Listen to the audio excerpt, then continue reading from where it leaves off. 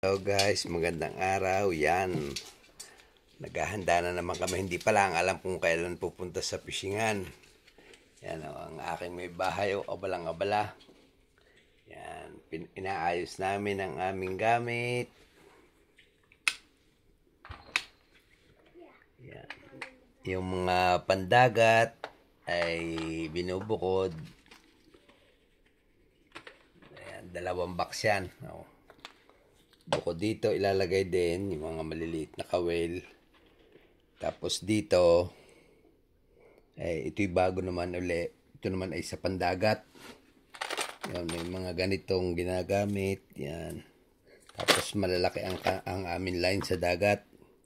Dahil sa dagat, pinaglalaanan din namin ang mga moki o yung crayfish. Yung basta't malalaki sa dagat. Sa ako naman sa salmon na ito. Yan. Mga pansalmon itong parting ito, itong isang ginagamit na ito. Tapos ito naman ang ginagamit sa pag-crayfish. Itong ganito yan, treble hook. Na pakita ko na doon sa isa kong video kung paano ikabit-kabit ang para sa crayfish. Yan. Papakita ko naman sa inyo kung yung mga rod na ginagamit namin.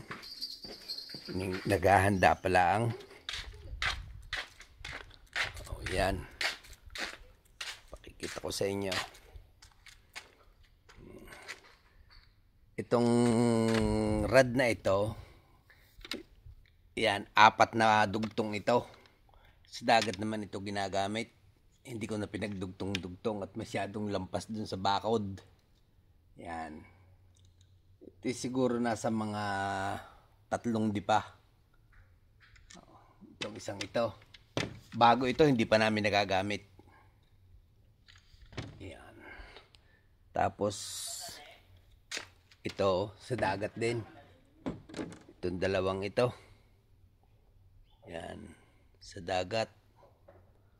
Ayan, ganyan kahahaba. Pero yung isang yon, itong isang ito ay mas mahaba pa dito.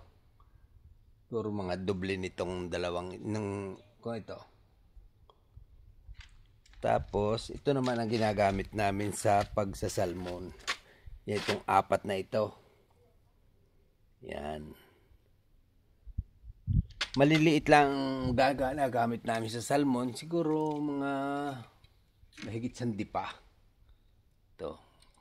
Ito naman hindi na namin itinataas ang salmon pag nahuli.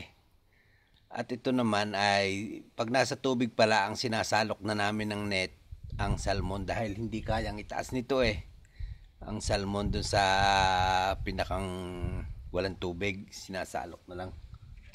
Yan. Ito ang aming mga ginagamit na reel. Yan. Sari-sari din. May Shimano. Pero ang aming mga braided line na ginagamit ay mga Shimano dahil yung ibang line, matalas, ay ang nangyayari dun pagka matalas, itong ganitong yung ring na yan ay nagagasgas. So, pag nakahuli at bumagting ng konti, nalalagot na ang line.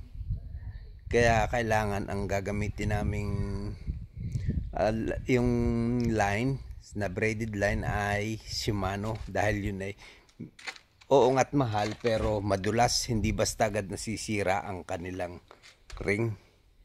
Yan. Lahat yan ang aming ginagamit na rod. Yun ang mahaba. Sa dagat yan, yung mahahaba. Tsaka yun ay matitigas. Ito namang malalambot ay pang salmon. Yan. Sana po ay nagustuhan nyo ang aking video ngayon. Maraming salamat po. Abangan nyo ang aming pagpipishing. Magandang araw sa lahat. Shout out po sa mga taga Mindoro at lahat ng mga followers ng aking channel. Yan, maraming salamat po. Kay Blake Diretso, shout out sa iyo pre. Magandang araw.